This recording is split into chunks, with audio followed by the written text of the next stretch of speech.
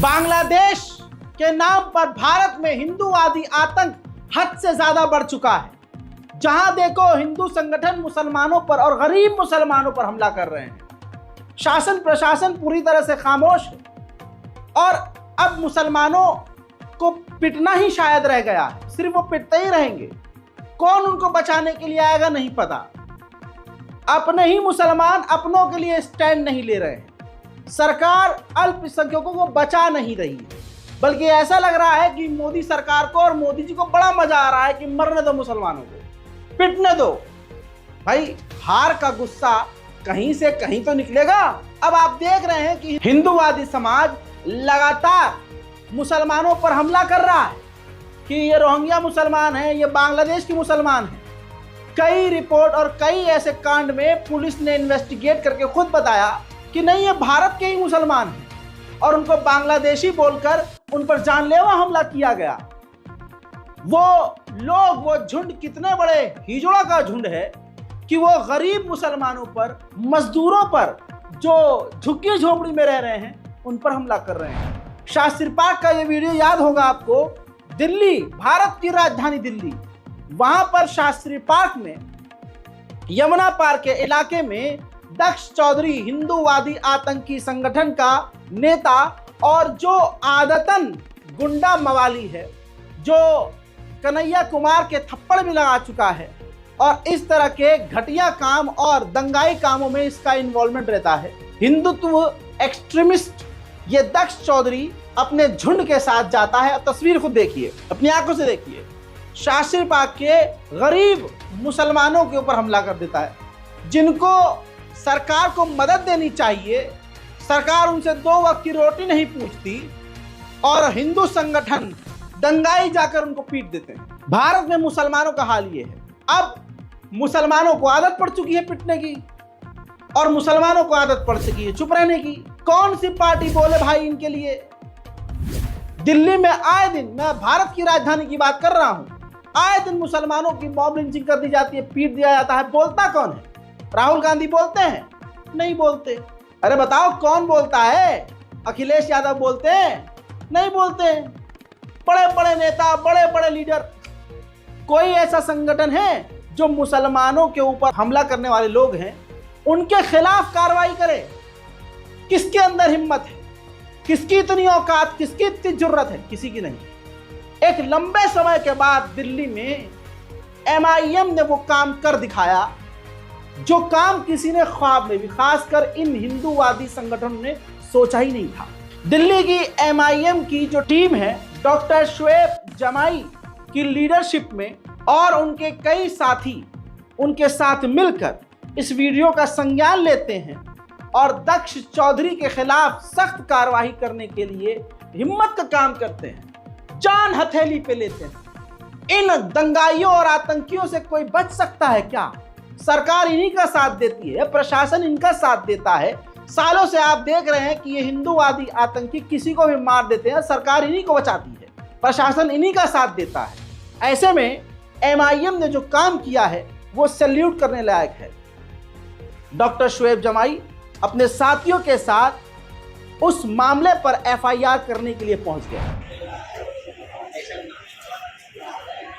हमसे इसने बहुत अहम किरदार निभाया और यहाँ आकर के SHO साहब से मिल करके उन्होंने एक कंप्लेंट दिया, ऑफिशियल कंप्लेंट, और पहले से भी जो मुकदमा चल रहा था उसमें और मजबूती आ पाएगी और उनसे वादा किया गया है कि गंभीर धाराओं में मुकदमा दर्ज करके इनका यहाँ से और इसकी गिरफ्तारी की जाए। कई जगह इनकी यहाँ से सर्विलेंस की टीम लगा दी गई है और वो फरार है दक्ष चौधरी, जो खुद को गुंडा बताता था और गरीबों पर हमला करके खुद को यहाँ से मूंछों पे ताव देने वाला। दिल्ली मजलिस तमाम ऐसे हिस्ट्री रॉडी और हिस्ट्री सीकर लोगों को यहाँ से सही जगह लाने का काम करेगी और उनको यहाँ से समझाएगी यहाँ से कि आप दिल्ली में गुंडागर्दी नहीं करें। इसलिए दिल्ली प्रदेश मजलिस की प्रदेश कमेटी की तरफ से यहाँ से ये एक्शन लिया गया है और मैं अपने साथियों को बधाई देता हूँ उनके इस कार्य के लिए। जब कानून के तहत सही काम पढ़े लिखे द्वारा लोगों के साथ किया जाता है तो फिर मजा आता है।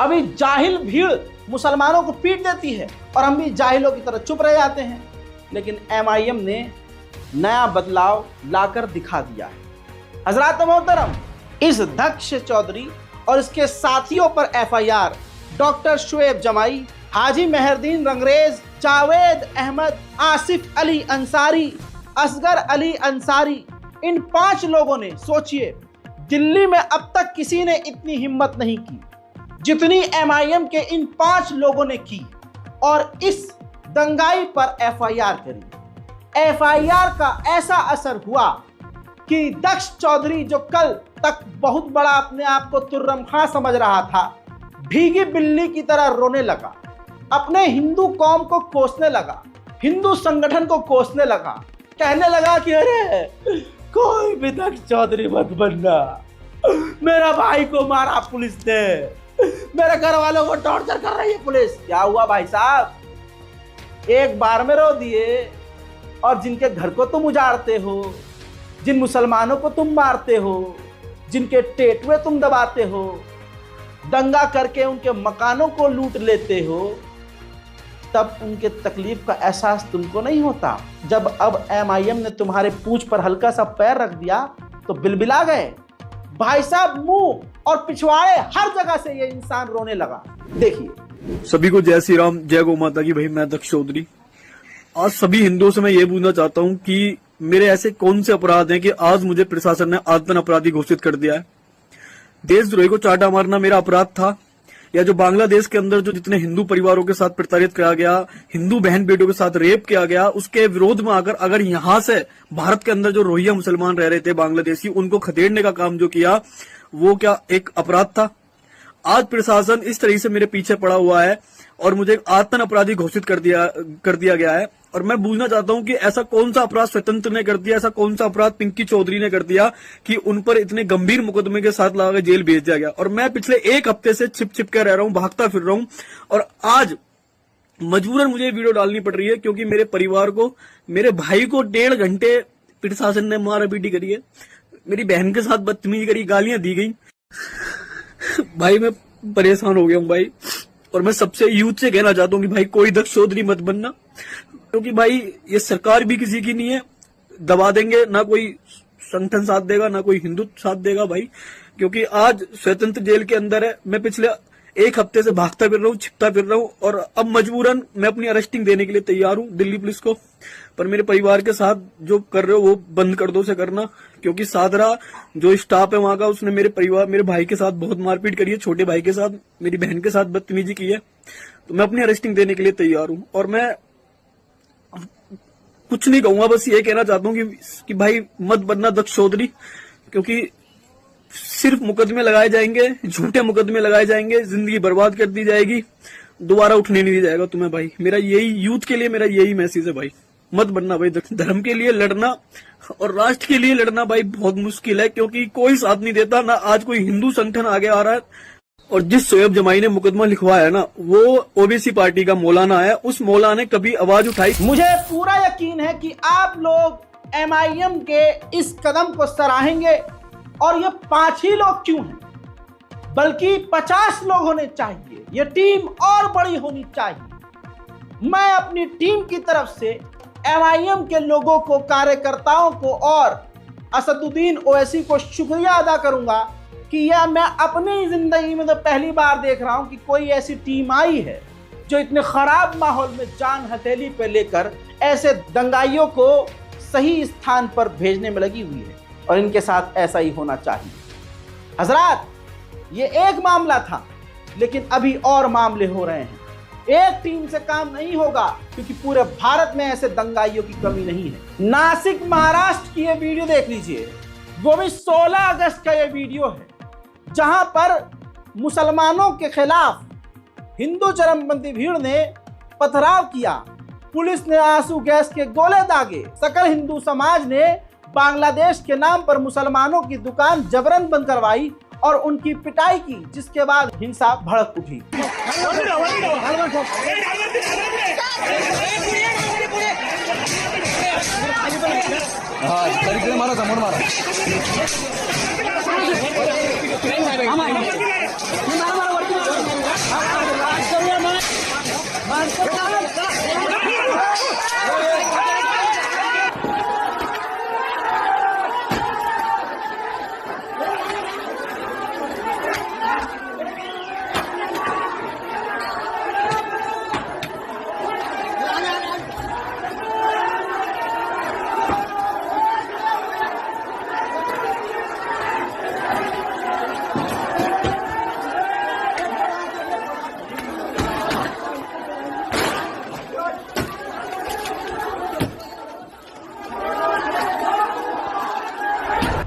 इसी तरह से उदयपुर चले जाइए, उदयपुर में नीम का पत्ता कड़वा है, मुसलमान भगा है, ऐसे नारे लगाए गए और शासन प्रशासन के सामने दिन दहाड़े नारे लगाए गए। शासन प्रशासन की इतनी हिम्मत है कि किसी को गिरफ्तार करे? ना बाबा ना। अब हर चीज क्या MIM खुद जाके करेगा? हर चीज डॉक्टर शोएब जमाई खुद करेंगे? अरे भाई, अगर आप बहुत बड़े नेता बनते हो, उठो, करो FIR, पड़ जाओ पीछे कि न्याय हम हासिल करके रहेंगे। लेकिन मुसलमान क्या करे? सोया हुआ है। अभी सिर्फ 5 लोग जागे हैं, अभी सिर्फ MIM आया है। हमें भी साथ आना चाहिए, हमें भी आवाज नफरत के खिलाफ उठानी चाहिए। क्या हो गया आप लोगों को?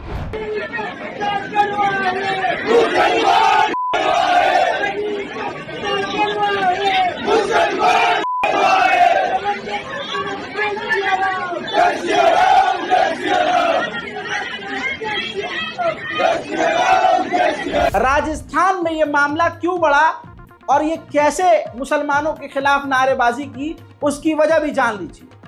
हजरात, अयान नाम के स्कूल के छात्र ने अपने एक हिंदू साथी छात्र के चाकू मार दिया। वजह क्या थी नहीं पता। अयान का ये काम अपराधी वाला है और अयान को इसकी सजा मिलनी चाहिए। लेकिन क्या मतलब इसका ये है कि अयान ने कोई अपराध किया तो उसके मजहब के तमाम लोगों को भगा कह दिया जाएगा? तो फिर ऐसे तो भारत में बहुसंख्यक समाज ज्यादा है, तो ऑटोमेटिकली जेन्युइनली क्राइम उधर ज्यादा होता है। तो एक हिंदू के क्राइम को देखकर पूरे हिंदुओं को हम कोई गाली बक सकते हैं क्या? नहीं बक सकते।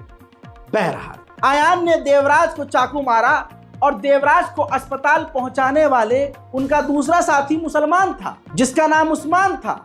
अयान ने चाकू अगर मारा तो उस्मान अपने क्लासमेट, हिंदू क्लासमेट को अपने एक हिंदू साथी के साथ मिलकर बड़े अस्पताल में लेके गया। जो उसके दूसरे छात्र हैं साथ में पढ़ने वाले, उनका बयान आप पहले सुन लीजिए। जो दोनों बच्चे, जिन दोनों बच्चों ने अपनी मोटरसाइकिल पे विक्टिम को वहाँ पहुँचाया है हॉस्पिटल, उन दोनों बच्चों को अभी थाने से बाहर हम लेके आए हैं। थाने वालों ने पूछताछ की है, अब हम उनके सामने हैं। बताइए बेटे, क्या क्या घटनाक्रम हुआ? पहले आप दोनों का नाम बताइए। मेरा नाम वीरेंद्र सिंह राठौर। क्या मामला हुआ बताइए। मामला ये मतलब क्लास में दोनों दोस्तों कर रहे थे वहाँ पे तक, तो फिर वहाँ पे वो आया, एक जिसका नाम है ना, उसने देवराज के उठाए कुर्सी मार दी थी। तो फिर ये हो गया, तो थोड़ी देर बाद टीचर आ गई थी, वो पढ़ाने लग गया था। तो फिर थोड़ी देर हुई थी, टीचर पढ़ा के था, तो इंटरवल हो गई थी। तो इंटरवल में सब नीचे गए, तो मैं और हम 2-3 लड़के, हम हमारे क्लास में एक मैम अंजलि मैम, उनके फोन लाने थे, तो हम उनसे पैसे लेने थे। तो हम स्कूल थोड़ा बाहर गए, जितने वहाँ पे तो मारा पीटा हो गई थी। वहाँ पे वायरन बांटे, तो देवराज वहाँ पे पड़ा हुआ था, तो निकल रहे थे उसका, तो कोई भी हाथ नहीं लगा। सबसे पहले एक लड़के ने ठोका था उसको, तो उस लड़के ने वो ले जा रहा था, लेकिन उसने भी नीचे रख दिया। फिर मैंने प्रिंसिपल से गाड़ी की चाबी ली थी, फिर उसको बैठाया। और फिर मेरे साथ में एक लड़का था उस्मान नाम का, उस्मान ने अपना शर्ट खोला था, फिर इसके पाँव पे बांधा उसके, शायद उस्मान ने, जो इसका खून बंद हुआ था। फिर हम दोनों लेके उसको वहाँ पे गए थे हॉस्पिटल, बड़े हॉस्पिटल। यहाँ पे हमने वहाँ पे हमारे सर्वर पहले वहाँ पे थे, और फिर वहाँ पे जाके हम उसको भर्ती कराया था, और फिर हमको यहाँ पे जाया था। आपके साथ कौन था? मैं। अब दोस्तों हुआ ये कि मामला फौरन हिंदू मुस्लिम कर दिया गया। आपसी मतभेद था, लेकिन हिंदू मुस्लिम कर दिया गया। उसके बाद हिंदू संगठनों को पूरा सुनहरा अवसर मिला। उन्होंने मुसलमानों के खिलाफ नारेबाजी की और फिर पूरे इलाके में तोड़फोड़ और आग लगाना शुरू कर दिया, जैसे कि आप वीडियो देख ही चुके हैं। अब इसके बाद वहां के कलेक्टर साहब का भी बयान आपको सुनना जरूरी है, ये कानूनी है। देखिए, आज सुबह की घटना है। 2 बच्चों में आपस में कोई लड़ाई झगड़े की शिकायत प्राप्त हुई, जिसमें एक बच्चे के जो है जांघ पे चाकू से वार किया गया, जिसमें क्योंकि वो चाकू थोड़ा डीप था, इसलिए बच्चे को इमीडिएटली हॉस्पिटल में रेफ़र किया गया। मैं अभी बच्चे को देख के आया हूँ। बच्चे का जो प्रारंभिक इलाज था, आईसीयू में बच्चा एडमिट है और बच्चे की स्थिति स्थिर है। और मैं सभी से, क्योंकि ये आपस पुलिस जो है जांच पड़ताल करिए इस प्रकार की घटना क्यों घटी, मैं सभी नागरिकों से ये अपील करता हूँ कि आप किसी भी प्रकार की अफवाह पे ध्यान मत दें। सारे प्रशासन, सभी जनप्रतिनिधि यहाँ पे उपस्थित हैं, सभी से बातचीत चल रही है। और जिस व्यक्ति ने वार किया है उसको और उसके पिताजी दोनों को गिरफ्तार भी कर लिया गया है। इसके अलावा इसमें कोई और बच्चा भी या कोई और व्यक्ति भी शामिल है तो उसकी भी जांच की जा रही है। कोई भी व्यक्ति जो दोषी होगा उसको छोड़ा नहीं जाएगा। और इस प्रकार की घटना क्यों हुई, इसके बारे में भी समाज से मिलके और स्कूल से मिलके बात की जा रही है। तो मैं पुनः आपसे अपील करता हूं सभी से कि किसी भी व्हाट्सएप पे किसी प्रकार की कोई अफवाह आती है तो एक बार प्रशासन से वेरीफाई करें, क्योंकि ऐसे समय पे कुछ लोग हो सकता है कि माहौल ख़राब करने की कोशिश करें। तो हम सब नागरिकों का एक कर्तव्य है कि किसी को भी ऐसा अवसर नहीं दें, और जो हमारे शहर उदयपुर जो हमारी शांति के लिए और के लिए जाना जाता था वैसा माहौल हमेशा रहे। और जल्दी जैसे कोई और सूचना आएगी तो हम मीडिया। देवराज सिंह जो बच्चा है जिसके चाकू लगा है वो आईसीयू में है और बताया गया है कि वो बिल्कुल ठीक है और इलाज चल रहा है। कलेक्टर साहब ने कह दिया है कि जो अपराधी है उसको सज़ा दी जाएगी और इलाके में फ़िलहाल शांति है। किसी भी फेक न्यूज़ जैसे बीजेपी के लीडर, बीजेपी की आईटी सेल और हिंदूवादी संगठन फेक न्यूज़ फैलाते हैं उस पर ध्यान नहीं देना है।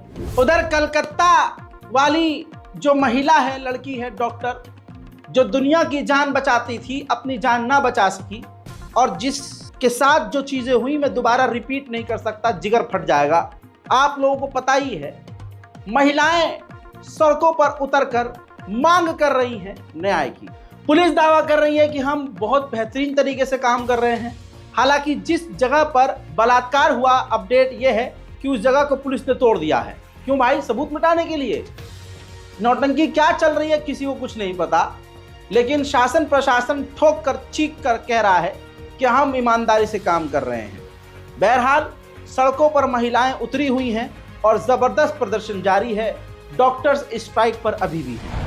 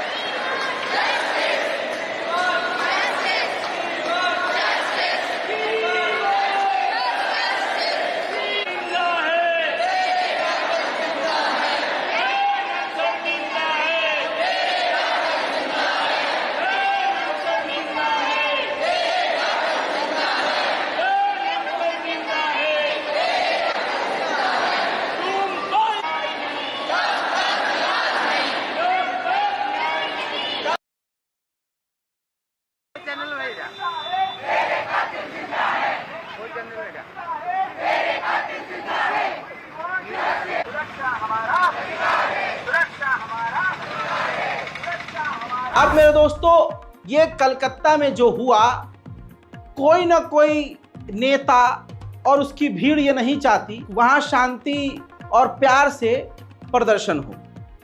उनको वहाँ दंगा फसाद चाहिए था। तो जो वहाँ डॉक्टर, छात्र छात्राएं प्यार मोहब्बत से प्रदर्शन कर रहे थे, अचानक से रिपोर्ट यह है कि हजारों लोगों की भीड़ उस हॉस्पिटल और आसपास के प्रदर्शन वाले इलाके में घुसी, बाहर की भीड़, और उसने वहां पुलिस की गाड़ी पर हमला किया, इंफ्रास्ट्रक्चर पर हमला किया, पुलिस पर पथराव किया और बड़ी तबाही मचाई। और ये इतना बड़ा दंगा हो गया कि ये क्लियर हो गया कि कोई तो ऐसा है भाइयों बहनों जो नहीं चाहता कि यहां पर प्रदर्शन हो। आप जरा सोच के देखिए कि ऐसा कौन सा नेता है या कौन सा ऐसा कार्यकर्ता है जो बलात्कार के विरोध में आज तक जमीन पर उतरा है। भाइयों बहनों, कोई नहीं उतरा। आप समझ रहे हैं दोस्तों, कोई तो ऐसी पार्टी है जो नहीं चाहती थी कि शांतिपूर्वक प्रदर्शन हो। अब कोलकाता हाई कोर्ट ने जो स्टेटमेंट दिया है वो हैरान करने वाला है और दिमाग घुमाने वाला है। 7,000 लोग एकदम से नहीं आ सकते। साफ तौर पर यह राज्य सरकार की नाकामी है। पुलिस अपने आप को नहीं बचा पा रही है तो डॉक्टर्स को कैसे बचाएगी?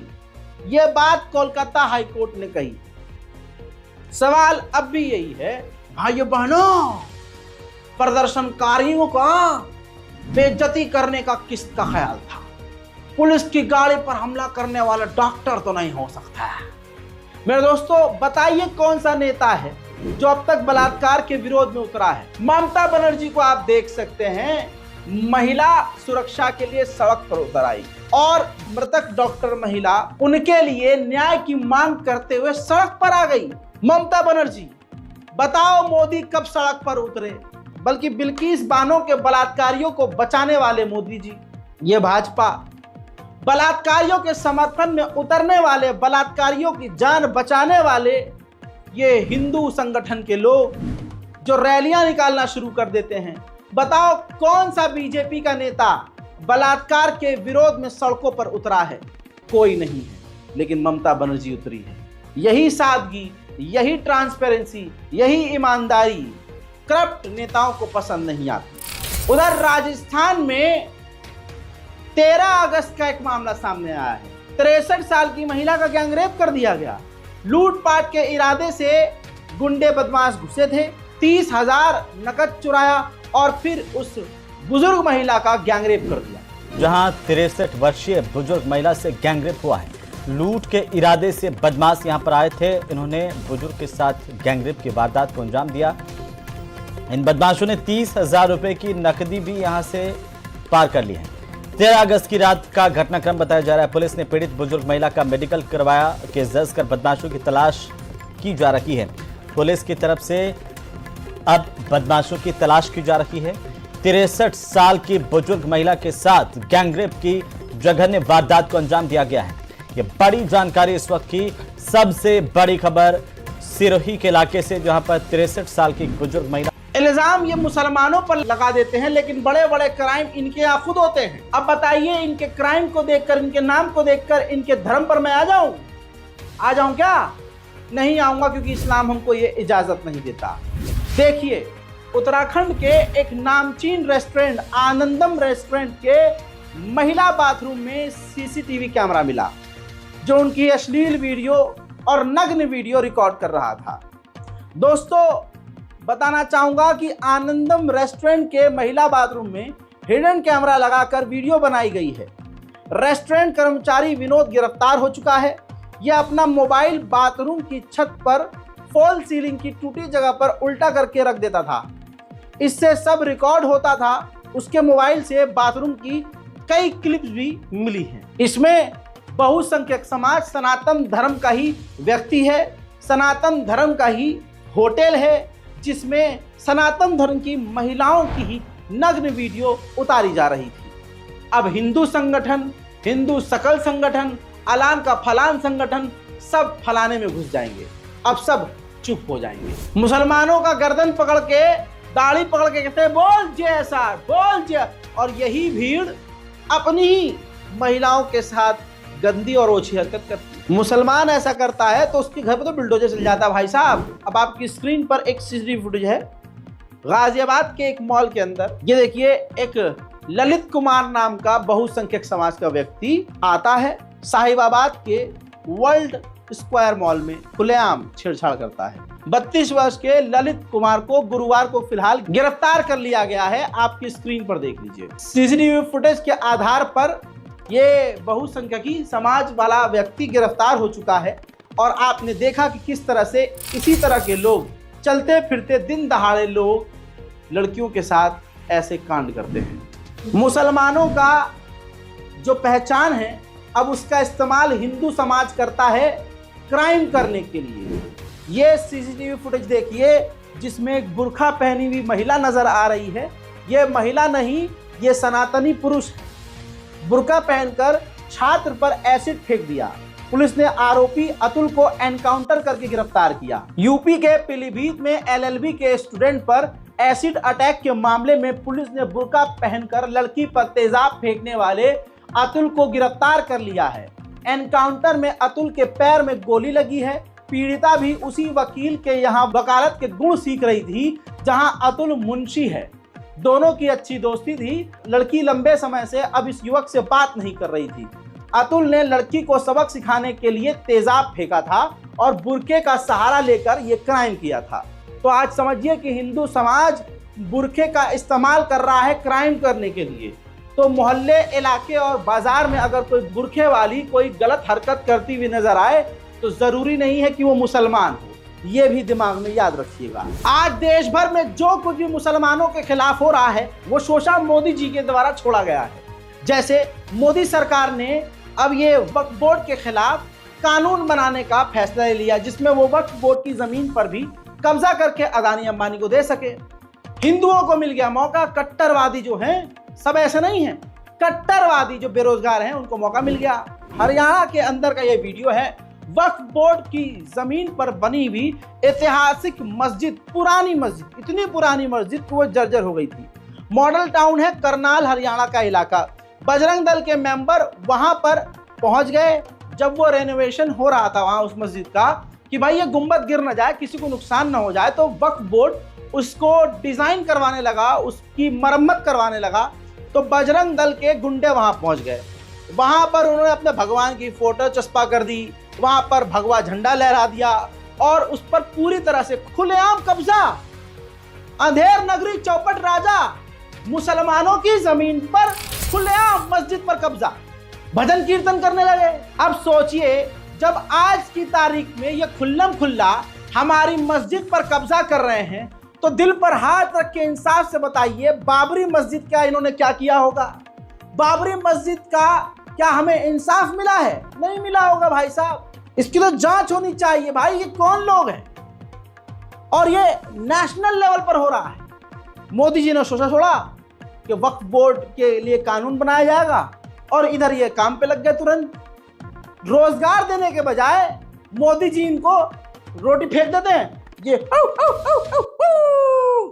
शुरू हो जाते हैं।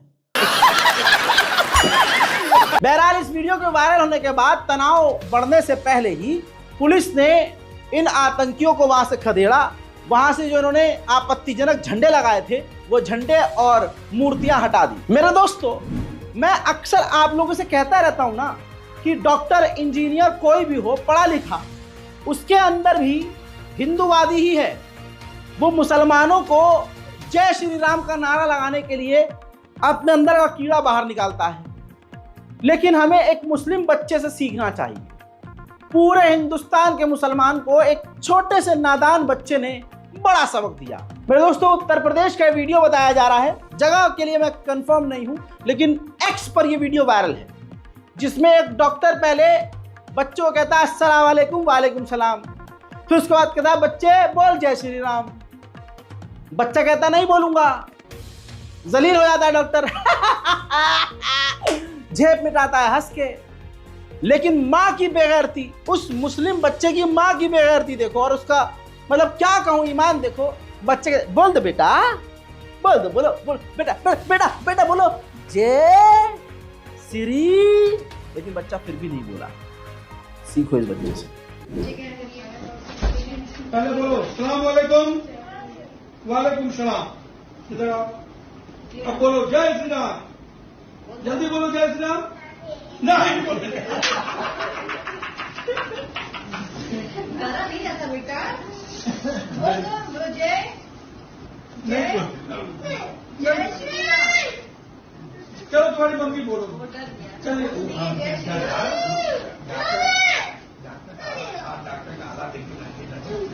चलिए अस्सलाम वालेकुम। मेरे दोस्तों, गोदी मीडिया का अंबानी का चैनल भारतीय सेना को कितने बड़े खतरे में डाल रहा है आप सोच नहीं सकते। टीआरपी के लिए एक अंबानी का दोस्त वोट के लिए गिरता है और अंबानी का चैनल टीआरपी के लिए गिरता है। जम्मू कश्मीर में आतंकवादियों को ढेर करने के लिए, उनको जहन्नम पहुंचाने के लिए जब हमारे देश के जवान हमला करने के लिए उनकी तरफ आगे बढ़ रहे थे, तो अंबानी का चैनल, अंबानी की एंकर ओवर एक्टिंग करते हुए इतना गला फाड़कर सारी जानकारी लाइव दे रही थी कि उधर बैठे हुए आतंकवादियों को उससे पहले अपडेट मिल गया होगा कि यह हम पर हमला करने आ रहे हैं। यह देश का मीडिया है। देखिए, जंगलों में आपको बता दें कि ऑपरेशन का तीसरा दिन है। कुछ देर पहले मुठभेड़ शुरू हुई है और देखिए किस तरीके से उस ऑपरेशन वाली जगह पे जम्मू कश्मीर पुलिस की स्पेशल ऑपरेशन ग्रुप की टीम जो है वो जा रही है। और हम भी ग्राउंड जीरो पे आज आपको बताएंगे कि आखिर घने जंगलों में आतंकियों के साथ ऑपरेशन होता कैसे है और कैसे मुठभेड़ को अंजाम दिया जाता है। आपको बता दें कि हम ग्राउंड जीरो पर जाएंगे और आपको बताएंगे कि किस तरीके से आतंकियों के साथ मुठभेड़ होती है, क्योंकि ऑपरेशन का ये तीसरा दिन है और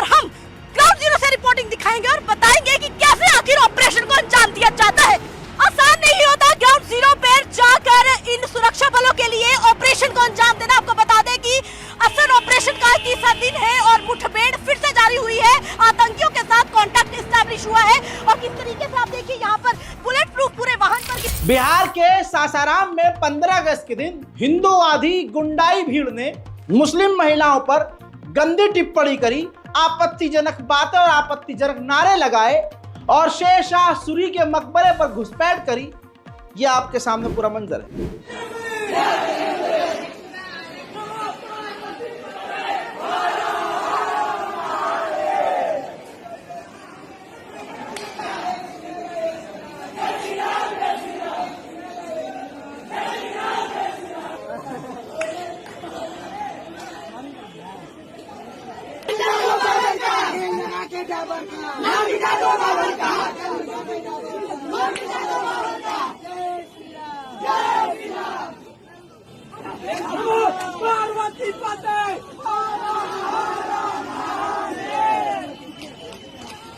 ये वही लोग हैं जो बाहर जय श्री राम चिल्लाते हैं और भगवान के पवित्र मंदिर में बैठकर हस्त मैथुन करते हैं। ये इतने बड़े मुट्ठल हैं, इनको अंतरराष्ट्रीय लेवल का मुट्ठल घोषित कर देना चाहिए। अरे मैं वीडियो को दिखा रहा हूं, ब्लर कर रहा हूं माफी के साथ, कि मंदिर के अंदर, गाजियाबाद में मंदिर के अंदर एक व्यक्ति ने मोबाइल पर वीडियो देखते हुए मास्टरबेशन किया, हस्तमैथुन किया। वीडियो किसी ने बनाया, वायरल हुआ सोशल मीडिया पर और उसके बाद उस मुट्ठल ब्रजपाल गोस्वामी को हिरासत में ले लिया गया। उस मुट्ठू सिंह को, वो भी गोस्वामी मुट्ठू सिंह, बताइए। और ये मुल्लों को पढ़ा कहते हैं बोल जय श्री राम, ऐसे मंदिर में बैठ के तुम मुठई लगा रहे हो यार, हद हो गई। अरे हंसने वाली बात नहीं है। अब पुलिस प्रशासन का बयान सुनो। आज दिनांक 16 अगस्त 2024 को सोशल मीडिया के माध्यम से एक वीडियो संज्ञान में आया है जिसमें एक व्यक्ति आपत्तिजनक अनैतिक कृत्य करते हुए देखा गया है। प्राप्त वीडियो का संज्ञान लेते हुए थाना भोजपुर पर संगत धाराओं में अभियोग पंजीकृत किया गया है तथा अभियुक्त को हिरासत में लेकर आवश्यक वैधानिक कार्रवाई की जा रही है। सुन लिया। और ये हमें गरियाते हैं कि हमारे भगवान को उल्टा सीधा बोलते हैं। अबे कितना गिरोगे मुट्ठलो। मुफ्ती सलमान अजहरी को ऐसा लग रहा है मरते दम तक के लिए जेल में ठूस दिया, जिसमें उन्होंने कुछ बयान ही नहीं दिया था, उल्टा सीधा किसी का नाम नहीं लिया था। लेकिन राजस्थान के चित्तौड़ में हिंदू आतंकवादी खुला आम नफरत फैला रहा है, समाज को तोड़ रहा है, हमारी भारत मां के सीने में छेद कर रहा है, लेकिन शासन प्रशासन अब चप्पा हुआ पड़ा है। वो अभी अल्पसंख्यक हो चुके हैं। अगर ये भारत की स्थिति है तो जो आज बांग्लादेश में हो रहा है वो भविष्य में भारत में होते देर नहीं लगेगी। ध्यान रखिए, हिंदुओं के मंदिर क्यों टूटते हैं? क्योंकि हिंदुओं के मंदिर में देवी देवताओं के हाथ में ही अस्त्र शस्त्र है और हिंदुओं ने अपने हाथ में मोबाइल ले रखा है। अपनी आत्मरक्षा के लिए हमारे पास कोई साधन नहीं है, हमारी आत्मरक्षा के लिए हमारे पास कोई तैयारी नहीं है। विचार कर लीजिएगा, अपने बच्चों का भविष्य केवल आपके बैंक बैलेंस से नहीं बनेगा। आपके बच्चों का भविष्य किसी प्रकार जमीन जागीरी गाड़ी घोड़ों से नहीं बनेगा। आपके बच्चे का भविष्य तब सफल होगा, आपके बच्चे का भविष्य तब सुरक्षित होगा जब आप अपने बच्चे के भीतर राष्ट्र और धर्म के प्रेम को जागृत करेंगे, उसके मन में सनातन के प्रति दिव्यता को उद्गार करेंगे। ध्यान रखिएगा, आज बांग्लादेश में किसी एक जाति के ऊपर अत्याचार नहीं हो रहा है, किसी ब्राह्मण के ऊपर, किसी क्षत्रिय को देख करके अत्याचार नहीं किया जा रहा है, वहाँ किसी से जाति कोई मजहब नहीं पूछा जा रहा है, वहाँ केवल और केवल हिंदू को टारगेट किया गया है। इसलिए ध्यान रखिएगा, वो स्थिति हमारे भारत में न हो। और सरकार से हम यही प्रार्थना करते हैं कि हमारे जो आज बांग्लादेश में जिन हिंदुओं पर, जो अल्पसंख्यक हिंदुओं पर और अन्य अल्पसंख्यकों पर जो अत्याचार हो रहे हैं, उसके प्रति कठोर से कठोर नियम निकाला जाए और उन्हें भारत में लाने की व्यवस्था की जाए और भारत में लाने के बाद उन्हें यहाँ पर भारत की नागरिकता प्रदान की जाए और जो भारत में रोहिंग्या आतंकवादी पल रहे हैं उनको भारत से खदेड़ कर बाहर निकाला जाए। यही सरकार से प्रार्थना है। बोलिए रामचंद्र भगवान की, रामचंद्र भगवान की, रामचंद्र भगवान। एक बाबा और दिखाना चाहूंगा, पिछले साल भी दिखाया था, एक साल पहले मैंने इसको दिखाया था। 1 साल पहले भी वो ये काम कर रहा है और 1 साल बाद भी उसका वो काम चल रहा है। संत युवराज सिंह अपने आप को बताता है सरकार ने उसको हिंदुओं को हथियार बांटने के लिए लाइसेंस दिया हुआ है। वो 1.5-2 किलो का 1.25 किलो का तलवार बेच रहा है, लोगों से कह रहा है कि मैं आपके घर पर डिलीवरी करूंगा, तलवार ऐसी है, तलवार वैसी है, तलवार बहुत बढ़िया है, लड़कियों के लिए महिलाओं के लिए भी एक शस्त्र है और इसका प्रॉपर मैं लाइसेंस दूंगा। हिंदुओं को हथियार बेचा जा रहा है सस्ते दामों में और सरकार के द्वारा मान्यता प्राप्त लाइसेंस दिया जा रहा है और मुसलमान मजाक समझे हुए हैं इसको। और ये कौन करवा रहा है? मोदी जी अप्रूवल दिए होंगे ना। अरे देश में मोदी से ऊपर कोई थोड़ी ना है और ऐसा हो ही नहीं सकता कि मोदी जी को पता ना हो, क्योंकि मोदी तो पापा है ना। पापा तो कुछ भी रुकवा सकते हैं, वो अलग बात है। ना मेडल दिलवा पाए ओलंपिक में, हाँ, लेकिन फोगाट को हरवा जरूर दिया है ना कमाल।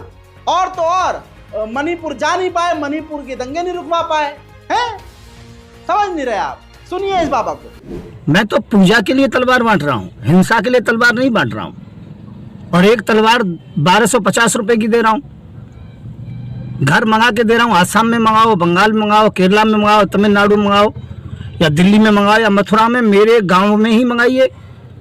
केवल एक मात्र 1250 रुपये, 1250 रुपये, मजबूत लोहे की बनी हुई हैं और 3.25 फुट लंबी है, 1.25 किलो का जो वजन है और 100 साल तक भी कहीं नहीं जाने वाली है। पूजा के लिए मंगाए। और यदि आप कहें कि हमें तो नारियल की बलि चढ़ानी है तो धार भी चढ़ा के देंगे, कोई दिक्कत नहीं है। 500 रुपये का नारी सुरक्षा यंत्र है जो माता बहनें अपने पास रख सकती हैं, ऑफिस में कहीं भी। लाइसेंस दे रहे हैं हथियार का हम, जो तलवार का और जो कि नारी सुरक्षा यंत्र का। दूसरा, मैं तो एक बात कह रहा हूँ हिंदुओं से, देखो मर्द की पहचान होती है शस्त्र, राइफल का, रिवाल्वर का, दुनाली का, बंदूक का जो लाइसेंस बनवाइए। और यदि सरकार आपसे पास नहीं करती है तो आप पूरी प्राथमिकता ऊपर तक कर दीजिए, चैन बना लीजिए और डीएम के वहाँ से ठप्पा लगाना मेरा काम है। मैं हूँ संत युवराज, प्रमुख हिंदू सेना। सिख भाइयों के पास तलवार होती है, धार की होती है, कृपाण होती है, कटारी होती है। 1 साल पहले इसका यही कांड दिखाया था, फिर दिखा रहा हूँ, इसकी गिरफ्तारी होगी ही नहीं। मैं फिर से वही कहूंगा जो काम करने वाले लोग हैं, MIM से कहूंगा कि थोड़ा संज्ञान लीजिए। ये मुसलमानों के लिए, अल्पसंख्यकों के लिए एक बड़ी साजिश है। इन लवड़ भास्कर लवड़े ने भुज्जम चिमगांडुओं की हिम्मत ये देखिए। भारत की राजधानी दिल्ली में ये नफरती चिंटू UN के बाहर पहुंच गए दफ्तर के और मांग करने लगे कि बांग्लादेश के 2 टुकड़े कर दो, एक को हिंदू राष्ट्र घोषित कर दो। यहाँ कुछ उखाड़ नहीं पा रहे हैं, नेपाल सुअर जा नहीं पा रहे हैं, इनको पड़ोसी देश के 2 टुकड़े करने हैं। ये देखिए, जैसे कि आप लोगों को पता है बांग्लादेश में लगातार हिंदुओं पर अत्याचार हो रहे हैं और आज हम यहाँ बहुत ही शांतिपूर्वक तरीके से हम लोग जो है हिंदुस्तान के हिंदू यहाँ यूनाइटेड नेशंस में अपना विरोध और एक दुख जताने आए हैं कि जो बांग्लादेश में हिंदुओं के साथ हो रहा है वो किसी भी कीमत पर रोका जाना चाहिए। और अगर आज भी बांग्लादेश के 2 टुकड़े नहीं हुए, वहाँ विभाजन नहीं हुआ और हिंदुओं को रहने के लिए एक सेफ और अलग जगह नहीं मिली, तो आप मान के चलिए आने वाले कुछ ही महीनों में, तो आप इस चीज को समझने के लिए आज हम यहाँ UN यूनाइटेड नेशंस के ऑफिस में गुहार लगाने आए हैं कि भाई आप इस प्रक्रिया को शुरू कीजिए, बांग्लादेश के विभाजन की प्रक्रिया को शुरू कीजिए। अगर बांग्लादेश विभाजित होता है तो उन्हें मान्यता दीजिए। अब आपको बता दूं कि मियाँ बीवी की, गर्लफ्रेंड बॉयफ्रेंड की अगर लड़ाई हो तो तीसरे आदमी को इन्वॉल्व मत कीजिएगा। ये एक सबक है, सामाजिक बात है। यूपी के अमरोहा में एक पति पत्नी के बीच विवाद रहता था। आजकल लड़कियां वैसे हवा में होती हैं। पहले होता था कि लड़की हवा में उड़ती थी तो लोग सोचते थे शादी कर लो सही हो जाएगी। अब क्या होता है, शादी करने के बाद उल्टा लड़की फैल जाती है कि मैं तो दहेज का केस डाल दूंगी, डाउरी का केस डाल दूंगी। अब कानूनी ऐसा क्या करें, हम तो मर जाते भाई। हम गलत तो बहुत गलत, वो गलत तो चलता है। पति पत्नी के बीच विवाद था, सुलझाने के लिए पड़ोस का आसपास रहने वाला एक पुलिस अफसर, चौकीदार हो पता नहीं जो भी है, वो पुलिस में है, यूपी पुलिस में है, वो मीडिएशन के लिए आया, मध्यस्थता करवाने के लिए। और उसने उसकी पत्नी को भी समझाया और उसको भी समझाया। दूसरे की पत्नी से कहा कि आप मेरा नंबर ले लो, आगे से ये कोई ऐसी हरकत होती है या कोई विवाद होता है तो पुलिस थाने की जरूरत नहीं है, आप मुझे बताइएगा, मैं सॉर्ट आउट करूंगा। उसके बाद हुआ ये कि नंबर एक्सचेंज हो गया, और नंबर एक्सचेंज होने के बाद उस पुलिस ऑफिसर ने पड़ोस की पत्नी का ही सॉर्ट आउट करना शुरू कर दिया। उनके साथ घपाघप शुरू हो गया, प्रेम प्रसंग शुरू हो गया। अब बताइए होगा क्या? पति बाहर था, पुलिस वाला घर में घुसा, बंद कमरे में गया और दूसरे की पत्नी के साथ ढिंक चिका ढिंक चिका ढिंक चिका। हाँ, हंसी हंसी में बता रहा हूं, लेकिन कितना बड़ा दर्द है उस पति से पूछिए।